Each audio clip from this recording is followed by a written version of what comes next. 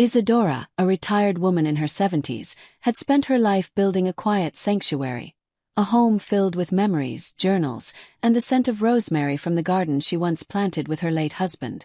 But during what seemed like an ordinary family dinner, her son Stephen casually announced that his mother would soon move upstairs to the smaller apartment above her own house. Her daughter-in-law Paula and daughter Florence nodded along, as if the decision were already made. They had no idea that Isadora had been preparing for this moment for months. Sensing her son's growing arrogance and hints of entitlement, how he spoke about optimizing space and long-term projects, she had already leased the upstairs apartment to a quiet tenant, Isaac Vargas, a composer who valued silence and sunlight more than power or money. The contract was airtight, the property legally separated.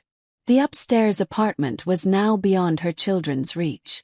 So when Paula arrived with her suitcases, demanding the key to her son's apartment, Isaac calmly stood his ground. Isadora didn't need to raise her voice. Her strength was in the quiet proof of signed papers and locked doors. The next day, Stephen and Florence stormed in, furious. "You've cut us out," they accused. "No," she replied softly. "You cut me out first." But what they didn't know was that she had gone even further. With the help of her trusted friend Clara, Isadora had placed the entire property, the apartment, the garden, even her heirloom jewelry, into an irrevocable trust. No charm, no legal trick, no sense of entitlement could undo it. Still, betrayal runs deep. When Isadora later discovered hidden blueprints for the Paloma Suite, detailed renovation plans of her own house that her son and daughter-in-law had drawn up behind her back, the truth became undeniable. They weren't just trying to take a room. They wanted everything, her home, her legacy, her silence. Calmly, she invited them back one last time for tea. Waiting on the table, the lease, the trust papers, and a notarized document, formally revoking both of them from her future inheritance. "If peace and boundaries are petty," she said, "then I waited too long to embrace them." Her son left in anger. Her daughter stayed behind, quiet, torn between shame and sorrow. Days passed. The house grew peaceful again, filled not with tension, but with the low hum of Isaac's piano drifting through the ceiling and the steady rhythm of Isadora's garden returning to life. Then one Thursday, Florence returned alone. No excuses, no folder of plans. Just herself. She walked with her mother through the rosemary hedge and the winding paths of the garden. "You knew all along," she said. "I did," her mother answered. It wasn't a reconciliation of words but of presence. Two women walking side by side, finally stripped of pretenses.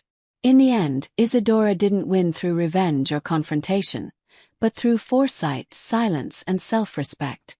She had turned her home into her fortress, her peace into power. "They tried to claim my home with plans and paper," she reflects. "But none of that mattered. I had already changed the lock." A quiet, elegant story of maternal strength, boundaries, and the serenity that comes when a woman refuses to be erased from her own life. The clinking of silverware was the only rhythm at our table lately. I had made lemon-thyme chicken, Florence's favorite since she was a little girl, but she barely touched it, too busy scrolling through her phone, making polite comments about Stephen's clients from earlier that afternoon. He spoke in that polished tone of his, all charm wrapped in quiet condescension, tossing around market terms like confetti no one had asked for. "Listen. Always listen. That's what mothers do, even when they feel like guests at their own table." I cleared the plates and returned with a pear tart I'd spent the morning preparing, topped with vanilla-infused cream. The aroma should have brought comfort. Instead, it hovered above a conversation that had gone cold long before dessert. Stephen leaned back in his chair as I placed the plates. "By the way," he said casually, as if commenting on the weather, "my mother is moving into the upstairs apartment next week." I blinked once. Then again. My hand froze on the tablecloth. Florence took a sip of wine without looking at me. The glass caught the light, hiding her expression. "It's the most logical thing," Stephen murmured with a shrug. "It's empty. She's between houses. It's temporary, I suppose." My chest tightened, but my face didn't move. I nodded slowly, careful not to let the silence stretch too long. "I understand," I said, as if we had discussed it, as if I had agreed. They went on talking about renovations and color palettes as though they were changing a rug, not the roof over my head. I filled my glass with water and smiled faintly. That's what women like me do, when we no longer expect our voices to matter. We keep our hands steady and our breathing even. When they left, I stood for a long time at the foot of the stairs, staring toward the door they thought they could simply assign, as if it were just another spare room. I went upstairs, not to pack anything but to make sure the lease was still valid and signed. The apartment upstairs had never been just a space. It was where I could breathe freely, where silence wasn't heavy but sacred. That night, I climbed the steps slowly, my hand gliding along the banister polished by years of fingers. My husband's, my daughter's, and my own. That place wasn't theirs to give away. It had been mine long before they decided it was worthless. Inside, the air was warm and still. Bookshelves lined the back wall, each one carved by my husband's hands, solid pine, softened by time and touch. My journals from 4 decades sat in perfect rows. Some held pressed petals, others watercolors of late blooms from the garden. I touched the spine of the green one labeled 2002. I traveled back to Chiapas in my memory, to when Florence used to peek over my shoulder, eager to see every page. Now she couldn't even look me in the eye. I walked to the corner where my orchids rested under the dappled afternoon light. "They think you're just decoration," I whispered. "But you've been here longer than their marriage." I brushed the leaves, gently plucking a wilted petal. "I give them names. Unlike people, they're constant." On my desk lay the lease agreement. I had read it twice since Isaac signed it 3 weeks ago.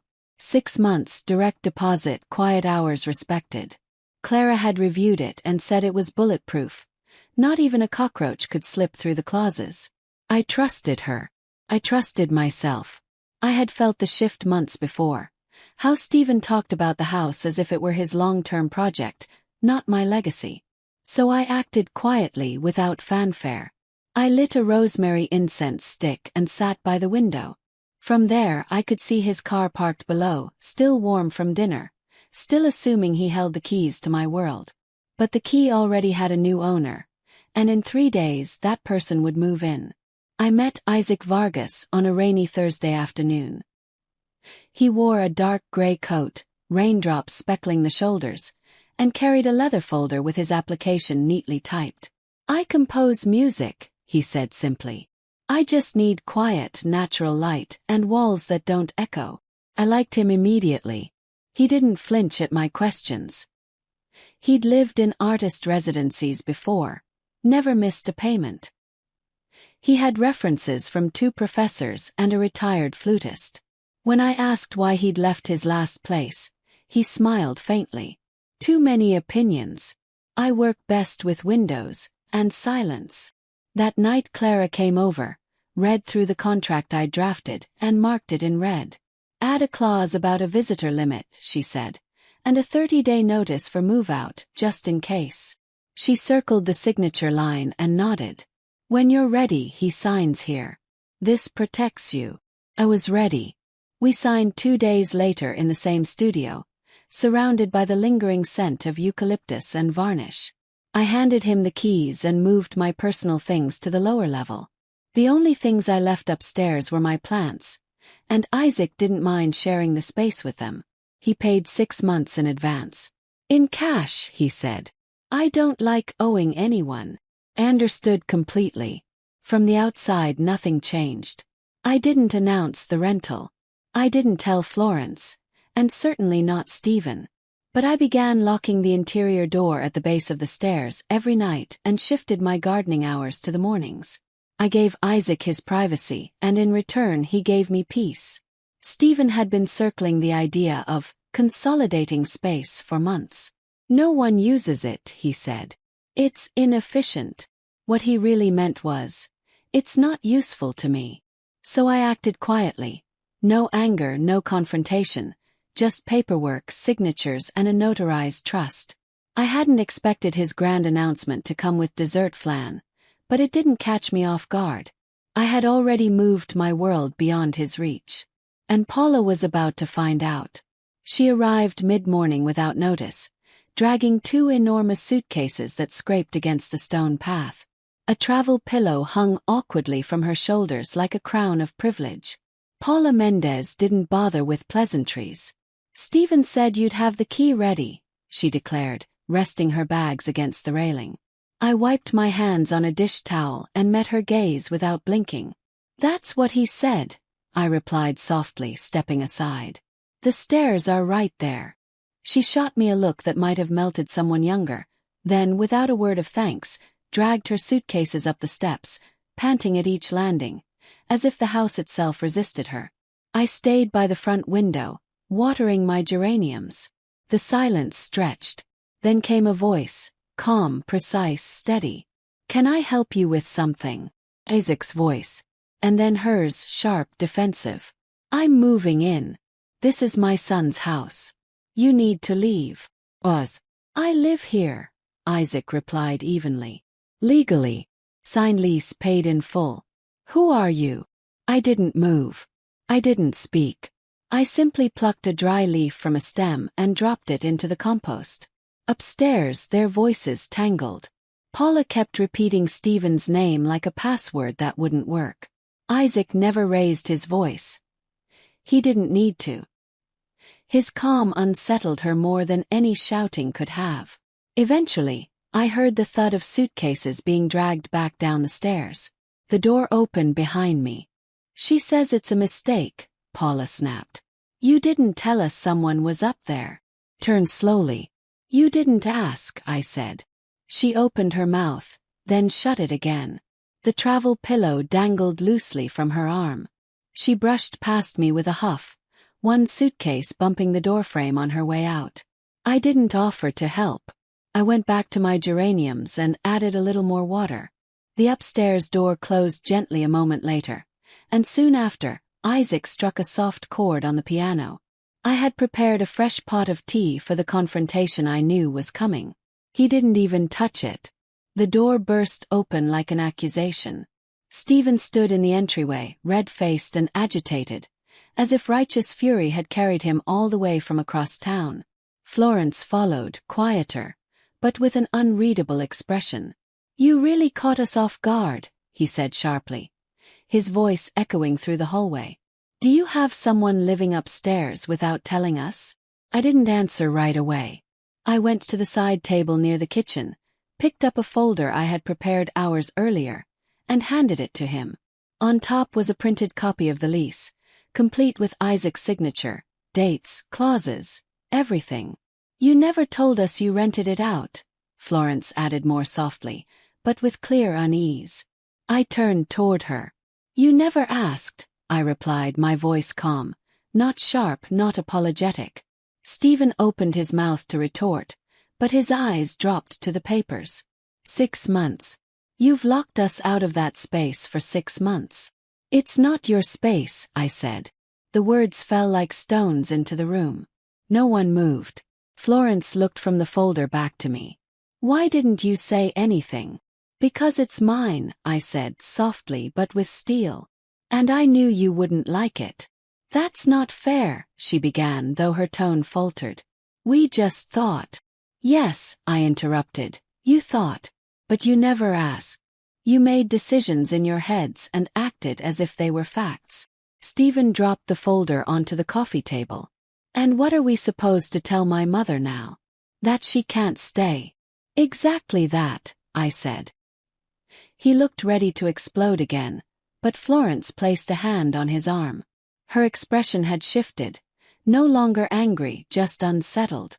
We'll be in touch, Steven muttered as he turned toward the door. I'm sure you will, I said, my voice soft and clear, like a bell ringing through stone. They left, the air still warm with disbelief. I stood there for a long time, staring at the folder where it lay. Then I went to my desk and opened the drawer where I kept the trust documents.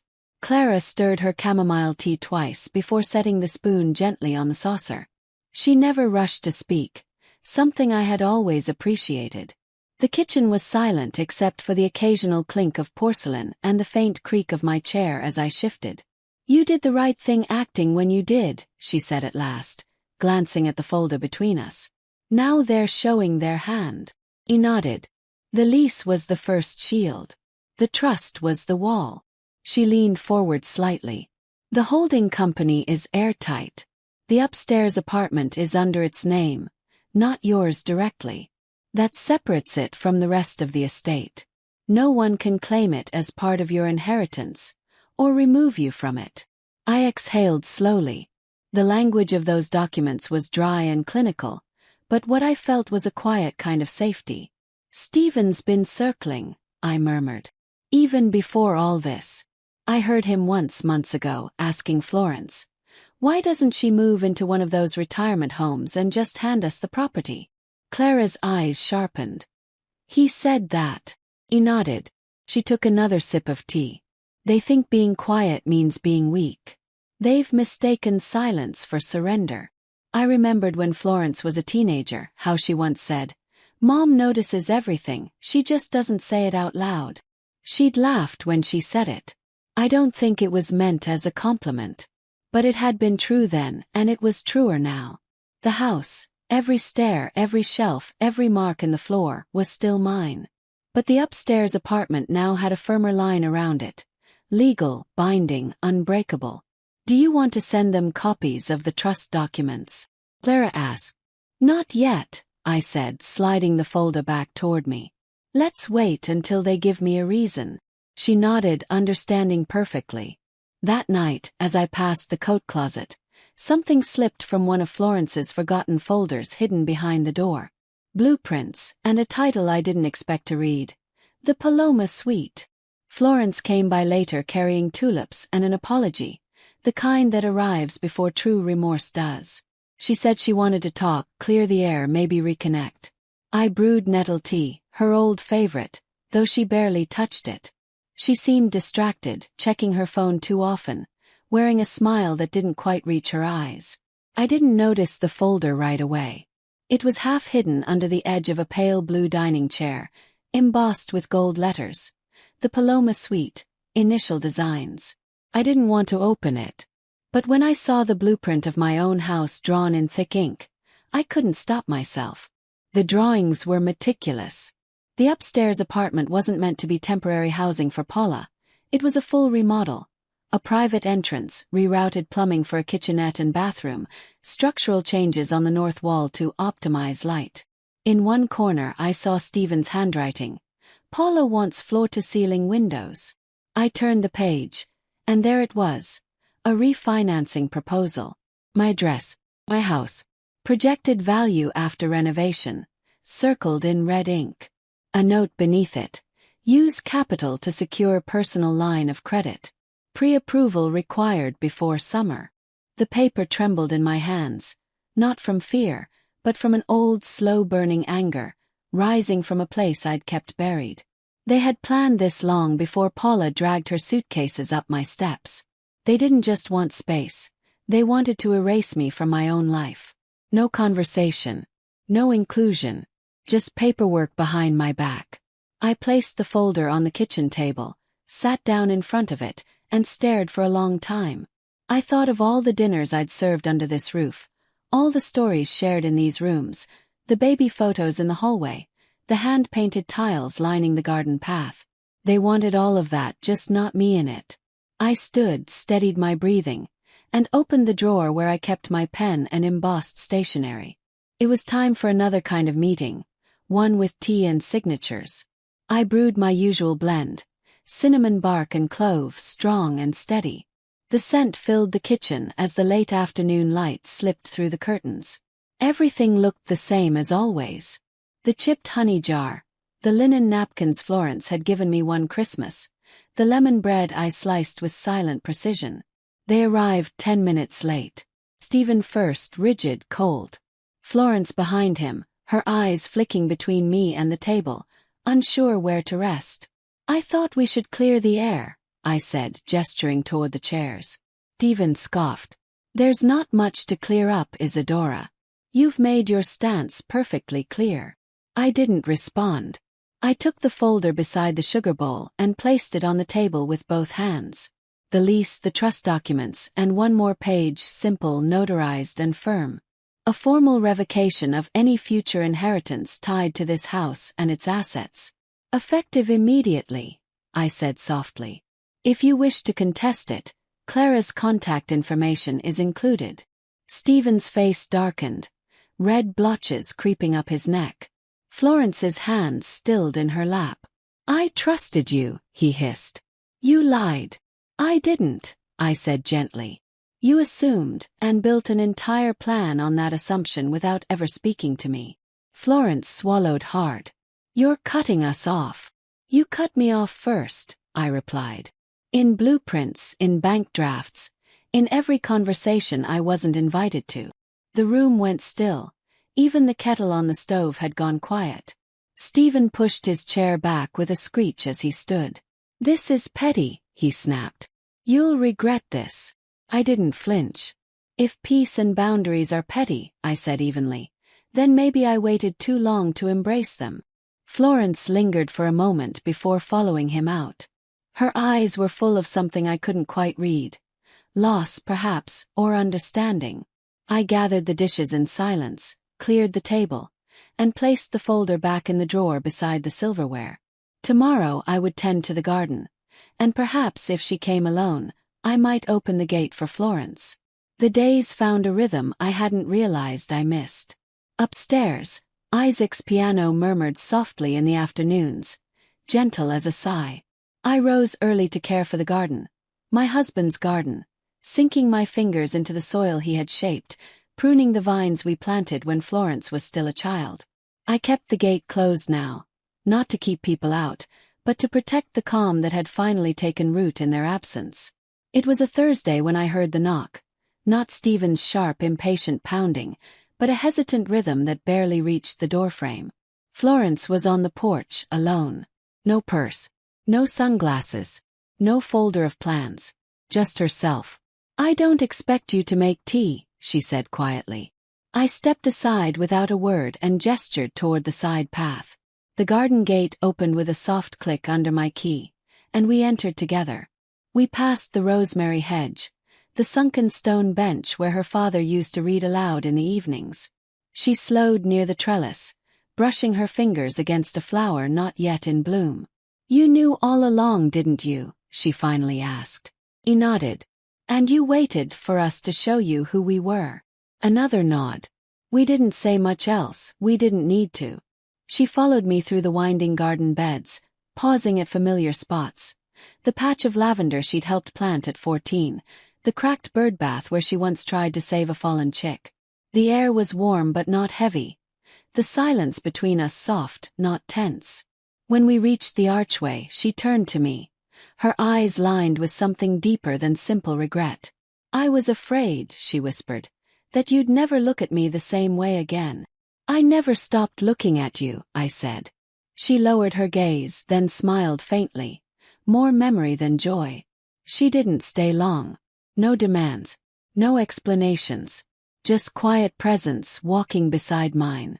When she left, I closed the gate again, but this time the key felt lighter in my hand. That night, I lit the porch lamp she'd always loved as a little girl. The gate clicked softly behind me as I turned the key.